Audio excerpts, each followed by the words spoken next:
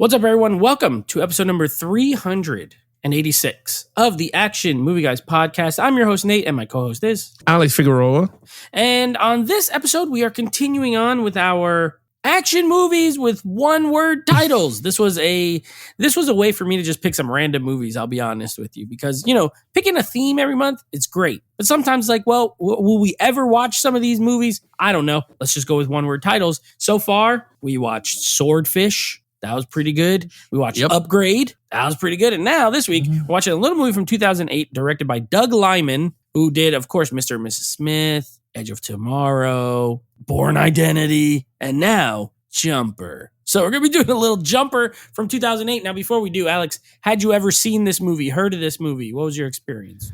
I heard of this movie, but I never seen it. This is the first time watch. I saw this movie back when I was a young lad, 21 years old, in the theater. I really don't remember much except who was in it. So that's pretty much my experience with it until watching it for this. Now, before we get into this review, let's go ahead and give you some of the old Rotten Tomatoes scores as we usually do. I'm going to be honest with you, these are not impressive numbers for this film. The audience score, I'll start with the audience score this time. Audience score, 44%. So not amazing. However, the critic score is a 15%. So what? Yeah, 15%. So Okay. 44 and 15. Alex, do you find these numbers surprising at all? This is actually, I'm very shocked. That is really low. Yeah, Really, really, really low. 15 and 44. Well, Yeah. You said you got some financials for this. How did it do? We don't always do, but this is kind of a one-off weirdo movie. I think there's a lot of people. This is one of those movies that I think a lot of people have seen but don't remember seeing. But how well did it do at the box office? So this movie was at 85 million budget, and it made 225 million. That's a lot of money. That's a lot of money. 80 million domestic. Well, you know what? I did watch some of the special feature on this after, and it was Doug Liman talking about how he was saying some weird stuff. He was like, this is part of his trilogy of movies where he made big Hollywood movies. The trilogy being Bourne Identity, Mr. and Mrs. Smith, and then this, where he wanted to make big budget Hollywood movies that at their heart had a independent story feel. He said this weird, I'm like, I didn't get that from any of those movies, but okay, sure. Because I think his first movie was a movie called Go, which was sort of like this indie kind of hip 90s movie. And then he came out with these things. So, all right, let's go ahead and get into it. Now, our lead character is played by none other than the incredible actor that is Hayden Christensen. He's playing a guy named David Rice. What did you think of David Rice? So I liked him. Oh, I like the character. I don't think he should have been played by Christian Haydenson. I feel like he was the wrong pick for this movie for some reason. But in terms of the character, I thought he was pretty cool. He has the ability to teleport. He could teleport to different parts of the world. I think that's an amazing ability. I mean, to be really honest with you, I thought he was pretty cool. But what I don't understand is I guess this is just like nitpick, but I'm just like, if this guy could just steal money from all over the place and no one is questioning, I'm just like, okay, great. Like the whole movie could just have billions of dollars, like without even questioning. So anyway, I like him. Very loyal, mad whiny like Anakin in a lot of parts. I was like, geez, Diane Lane is in this movie. She's cute. Kristen Stewart is in this movie. For which I was like, scene. what the hell? Yeah. Also, Samuel Jackson, Michael Rooker is his dad. I'm like, what the heck? I don't remember any of these people. I don't remember Diane Lane or Michael Rooker being in this, but there they were. Yeah. So I don't know. Like, I like the other guy better. The Jamie guy Bell? I thought that's the guy that was the jumper. Other guy who jumps. Yeah, I like him way better. I can see fit this type of He's mold. kind of reckless. He wants to kill him. Yeah. Not the I don't know something about Christian Haydenson. I don't know. It didn't work with me in this one. But I gave him a 4. I thought he was pretty good. Yeah, pretty good. Right. Yeah. Well, 4. Might be one of these reviews because Wait. Because I'm thinking about it. I said good. I didn't say great. Yeah. I'm gonna give him a 3. Okay. I thought he was good. Well, I gave him a 1. So good thing Oh you're my here. God, Good thing you're really? here to help him out. Yeah, I hated this character. First of all, this is our main character. We're supposed to follow this guy. They show him in Michigan, growing up in Michigan. He gets bullied easily. This dude just like messes with him. He likes this girl. He's a soft boy. He's like, oh, I like it. Got you the snow globe. And then he gives her the snow globe. This bully dude just absolutely bullies him in front of everybody. He doesn't do nothing. Then he takes the snow globe. He throws it out on the ice. And instead of leaving it, this guy's like, I'm going to go get it. Then he picks it up. He's like, you see, it's okay. Look, it's okay. Boom, falls in the water. All of a sudden, he figures out he could teleport without there's no source of knowledge of this. He just does it. All right, fine. Now, once he does it once, he just like kind of knows how to do it. Okay, fine. Then he starts robbing banks. So this guy's a criminal. He's not even like, we're not even following a good guy here. We're following a thief. He robs banks for his own gain. He sleeps around. He goes to London. He hooks up with that chick. He's like rich. He has money from every country. He goes in this little thing. He's like, oh, let me take my British money. Oh, let me my pounds. Let me take my pounds. Let me take my American money. Whatever. Okay. Then his dad, he never went back to visit his dad. They're like, I didn't have much of a dad. Like everything about him. He's a whiny punk throughout the whole movie. Even when he grows up, he goes back to Michigan. He sees the girl. He's too scared to talk to her. Then he gets bullied again by the same guy who bullied him when he was 12. They get in a fight. That guy was whooping him. The only reason he won is because he teleported him into a bank vault and got him arrested like a punk. I don't like him. I agree with you. If Jamie Bell was the main character, I would have liked that better. He knows all about the stupid paladins and he has information and he's trying to kill them. He's like, I'm going to kill them. Meanwhile, Hayden Christensen's like, no. I just want to rob banks and be rich. I don't like him. I gave him a 1. But I agree. If Jamie Bell was the lead, at least a 3. He's more interesting. He's funny. You know, he jumps cars, which is cool. This guy, I don't like him. I gave him a 1. Okay, main villain. Now, the villains are a group called the Paladins. And the leader of them in this movie is Samuel L. Jackson, Mace Windu. And then ultimately, also, we find out that his mom is a Paladin. What did you think about the villain element? Honestly, I gave it a 2.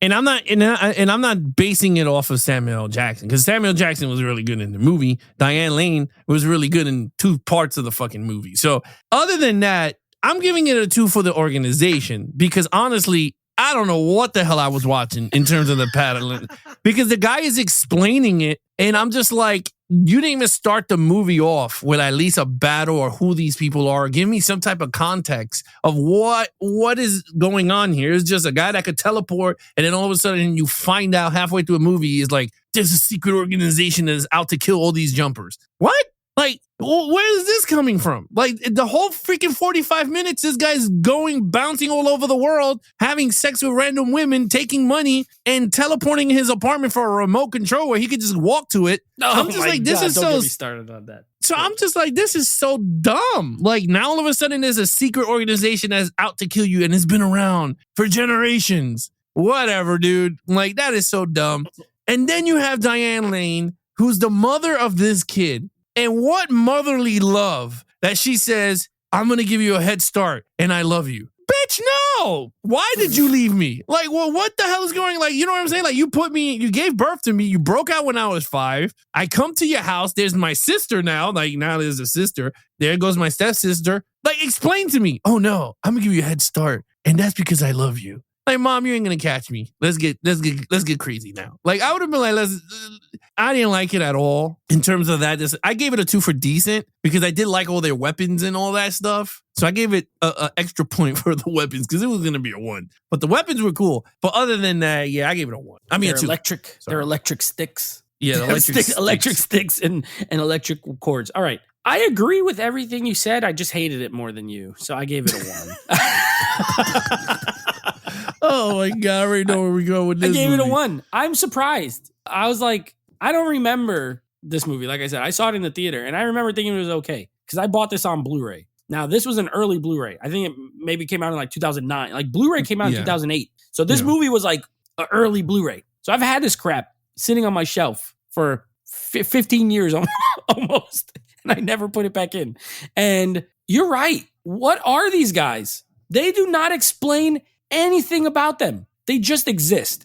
And one thing I don't like in movies is when this movie's 89 minutes long. It's short. It's super short. And they don't explain anything. Nothing's explained. They don't explain the jumpers at all. Like, we follow them. They don't explain how they got this power, what like how it works. Sometimes he could just look at a picture and he could just go there. There's another time where he wanted to go somewhere and he couldn't go there. Why? Then there's like this whole thing of like, oh, well, when they teleport, it leaves behind this little like smoke, and if we get this box, it can leave it open for a wormhole, and they just do stuff. Now, this was written by David Goyer, who is very hit or miss when it comes to writing. He wrote like Batman Begins. He was one of the writers on Batman Begins, but then he also like wrote and directed Blade Trinity. So it's a mixed bag with this guy. And this is based off a novel, by the way, too. There's a book. And I saw Doug Liman said that all they did was take one scene from the book. The rest of it is all made up for the movie. And I'm like,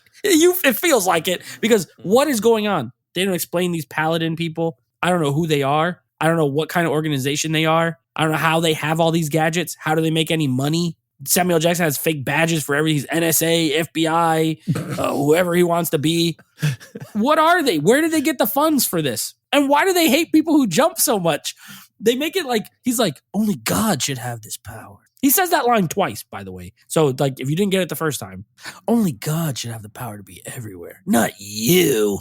He just seems like a hater. They just seem like haters because they can't jump through time or whatever. I don't know. I agree with you. I didn't like him. And also Diane Lane. She abandoned her son when he was 5 because she noticed that he could teleport. And she said, I can't even raise you because I want to kill you so bad because you're 5 and you can teleport. Like, what kind of lady is this? I hate her. I gave it a 1. All right, action scenes. What do you got? A soft 3. Okay. Okay. Like a super soft 3. Yeah. One thing I hate in action sequences is like, I hate fast stuff. Like, I like martial arts and I like all that stuff. But what I hate is when it's like with X-Men movies, right? Like if it's Nightcrawler versus another Ezekiel, right? And they're fighting and they're teleporting all over the place. That shit kind of gets annoying because you'll just stay stationary and just fight and let me see who's better between two. But if they're poofing back and forth and they grabbing each other and poof, poof, poof, poof, poof, poof, poof, poof, poof, poof, poof, I'm like, oh hell no, this shit is whack. And this movie had too much poofs. Like too much poofs. Too much poofs. And it took me out of the movie. Like the first few times, I'm like, okay, that's cool. But when it was this guy chasing him for the detonator, they went from freaking New York City. Then they jumped off the Empire State Building. Then they poofed into Egypt. Then they poofed into San Francisco. Then they were running through the streets of, London and going through cars and then jumping over people. And I'm like, this is stupid. Like at the end of the by the time you're done, you're just like, it's cool for the first 2 minutes, I guess you want to say, but then it just gets repetitive and you're like, okay, great. Like there's 2 dudes that could teleport and they can't fight each other. They just could outrun each other or something. Then you got the Samuel Jackson. I thought those things were fun when there was the dudes with the sticks and they're poofing and then try to get away. I'm like, all right, cool. But I kind of like the other guy. He stood back with the bat and he started fighting these guys. Thought that was pretty cool, but honestly, it's a soft 3, and that's because I like the car chase scene when he poofed the car through the traffic. I thought that was a really creative way to use the power. So I was just like, okay, but honestly, it's a 2, but I gave it a 3 for creativeness. Oh, okay. So you gave it a soft 3. I'll give it the hard 2. I gave it the hard 2. Yeah, you're right. I agree with you. The only part I liked was the car chase scene. Yeah. And when he makes the bus teleport, that was pretty cool. When he makes the bus, just come through like rolling and stuff like that, which they actually rolled the bus for that. Again, I watched a little bit of behind the scenes. That was pretty cool. So, okay, other than that, you get very minimal fighting. First of all, David, our boy, our lead character, can't fight. He can't do anything.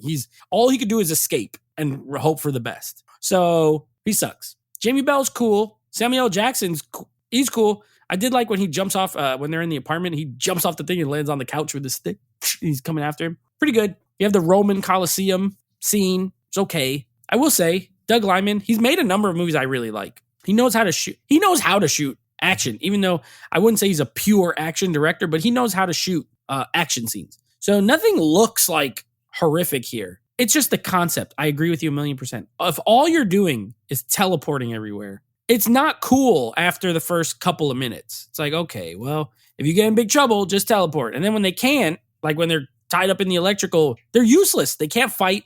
They never train. Like, this guy has all this money. He never thought, let me train. Like, let me learn how to fight. Even when he went back to Michigan, he gets beat up by that guy who's drunk, by the way. He's not even... He's like, hey, Dave, Rice Bowl, it's you. And he lets him call him Rice Bowl, and he lets him beat him up outside. I'm like, oh, my God. So I gave it a 2. It's better than a 1 has to be, like, really horrific. This is not horrific, but it ain't much. And there's not even a lot of action. For an 89-minute movie, it should be 60 minutes of action and 20 minutes of talking, because this is gobbledygook anyway. Well, let's get to that. Let's get to the storyline. What did you think of the plot here? Oh, I gave it a 1. And I'm going to be honest with you. It's a fun movie in a sense of, it's like a teenage type of movie, like a teenager movie you can see has that feel. Like, what's those stupid, like the Maze Runner type stupid movies? Yeah, I mean, I never seen them. Like a YA novel, like a young adult. Yeah, that's what it looks like. Movie. Yeah, it looks like that. I agree. For me, it's fun, but when you sit down and you start, like, I could turn off my mind and watch it and go, okay, this is pretty cool. It teleports, the storyline is cool, teenagey, you know. But other than that, the storyline is god awful. You know, you have the Paddlins versus the Jumpers, which you don't know why and how long this battle's been brewing for, and how many Jumpers at least are there? Yeah, how many are there? Because so far it's only 2 that I know. But then the Chinese kid that got stabbed in the beginning by Samuel Jackson. Yeah, so I'm like, I really don't know who. Diane Lane saves his son, but then runs away. And I'm just like, what is, like, why? If you hate your son so much, like, why did you save him in the embassy? Like, I don't get that whole dynamic. You understand what I mean? Like, it's so stupid, but it is what it is. I felt bad for Michael Rourke in terms of the character, because I'm like, damn, this dude could teleport, came and say hi to his dad and make him crazy, or bring him a bag of money and leave it there and teleport so he could leave. But no, you're not crazy. You're not crazy. He said poof. Yep. So honestly, I didn't engage with the movie in a sense of like storyline wise.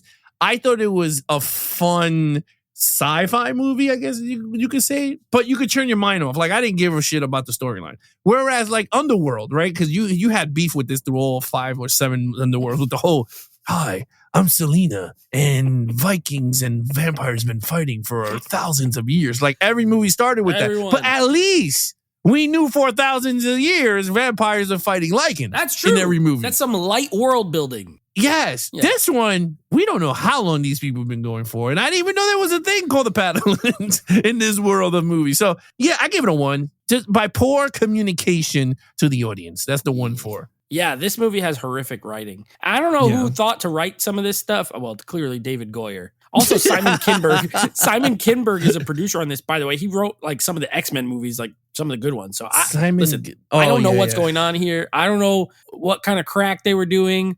I will say this much. As far as the storyline goes, it's a good idea. There's a good idea in there. People who can teleport is always cool. Like you mentioned, he could teleport. That's cool. You could get in the bank and rob it. That's cool. But then just make him a bad guy then, and let's tell a perspective and have a cop chase him. Instead of, this guy's a criminal, and then we're going to have someone worse chase after him. So now we got a bad guy getting chased by a badder guy. And I don't jive with that. Number 2, someone thought it was a good idea. You mentioned it earlier, but I hated it. Someone thought it was a good idea to have this dude he can't even walk. He teleports from the one side of the kitchen to the fridge instead of walking 4 feet. Then he teleports onto the couch. Then he teleports 1 foot over so he can reach the remote. Instead of just leaning over, he's like, nah, it's too far. Boop.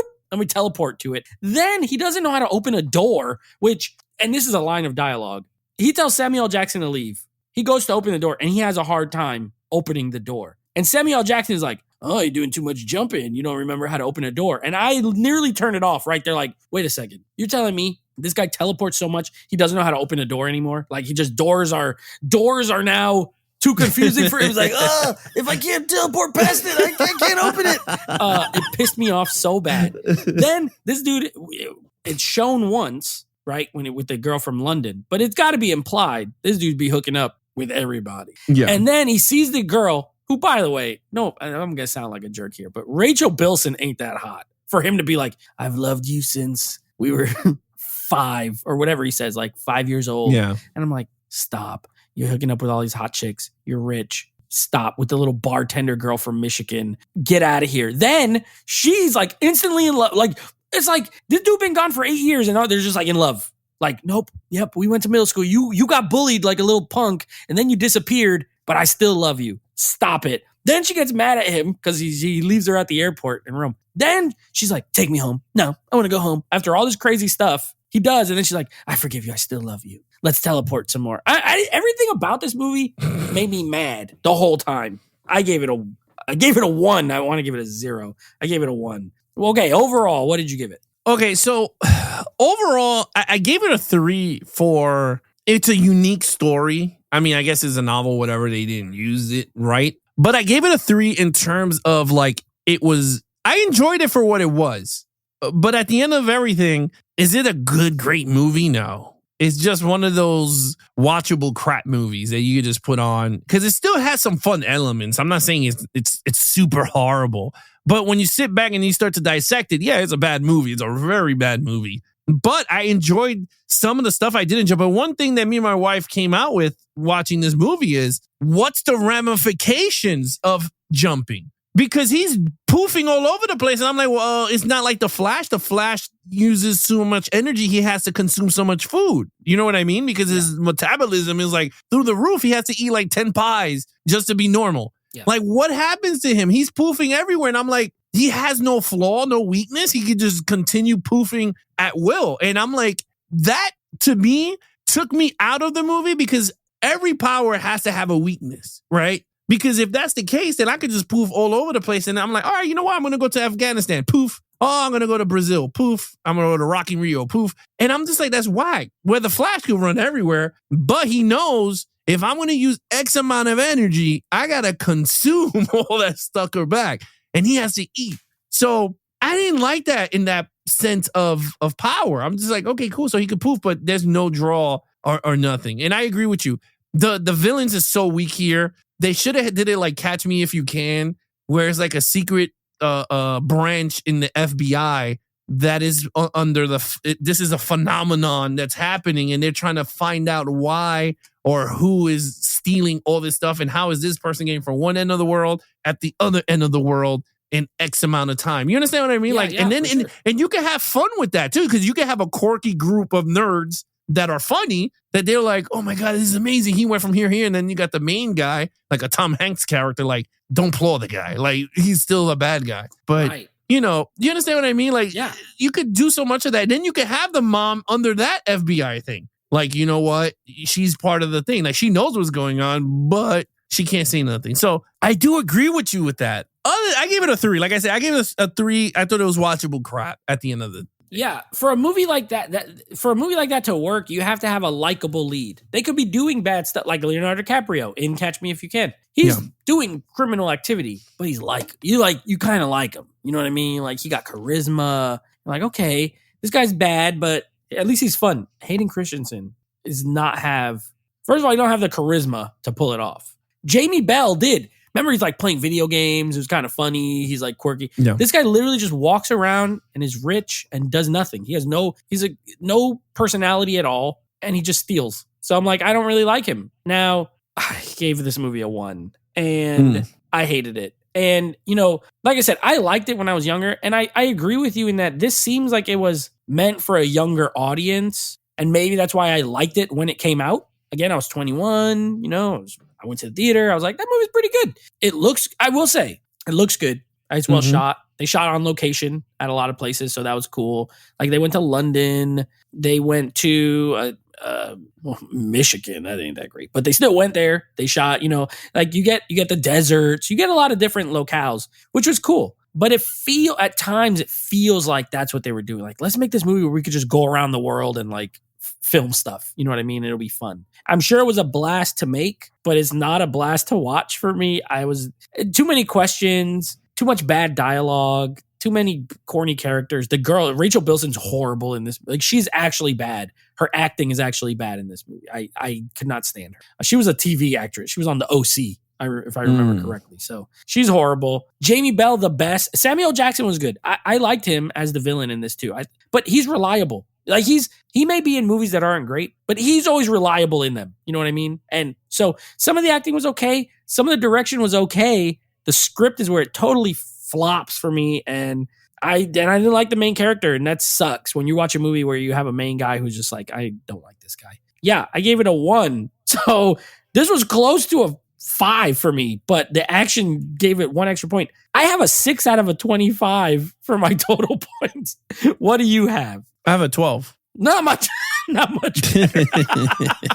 Just 6 more points. You got doubled my score, but this is a very flawed. I'm surprised it made $220 million. And you know what? It seemed like they were setting up a sequel with the whole mom thing. Like, oh, I'm gonna give you a head start, and then the next movie would have been him running from his mom, and it made the money. But I think the reviews were bad, and they were just like, you know what? Maybe we won't move forward with this. Well, I mean, I think at the time Christian Haydenson was a sought after because Return of the Sith came out. Yeah, it was just for Star Wars. Because I've never seen him in anything that I was like, oh yeah, this guy, he's the guy. No, I agree. I'm just thinking. I think that timeline would fit with this movie. But yeah, I agree with you. I think this could be remade into a way better movie. I agree because the premise is not bad. This script is bad. Yeah. So, all right. So 6 for me, a 12 for you. This was a bad experience. I haven't done a movie this low in a long time. It's been a while since, and I picked this. This is my own fault. But again, I remember liking it. So I did not know I was going to hate it. So it goes back to the bookstore? This is going back to the bookstore, baby. This ain't staying in my collection. It was never at the bookstore. I've had this since. Oh. It's going to the bookstore for the first time. It's going to be someone else's problem. You watch Jumper. I don't want it. All right. So coming up on the next couple episodes, we got the first movie will be Once Upon a Time in China 3. Cannot wait to watch that. Actually very excited. And then a movie that I liked, and I know you didn't really like on the first view, so we're going to see how this one goes. The last of our one-word movies, and that is Nobody, starring Bob Odenkirk. We're going to be doing some Nobody. Keep an eye out for those 2 episodes coming up. All right, guys, you guys want to follow us in our social media accounts, please follow Nate over on Instagram at NateFlix Reviews. Check out the podcast with him and his friends called NateFlix Movie Reviews. We are now on TikTok. You guys can follow Geeks N, the letter N, Flicks over on TikTok. You guys can check out our shorts, exclusive reviews, and more. And of course, you guys can take AMG Podcast on the go on any podcast providers you guys listen to. And of course, you guys can follow or subscribe to our YouTube channel, the Action Movie Guys YouTube channel. Like, share, comment, do all that jazz. Other than that, he is your host, Nate from NateFlix Reviews. I'm his co-host, Alex Figueroa. Be awesome to each other and geek out.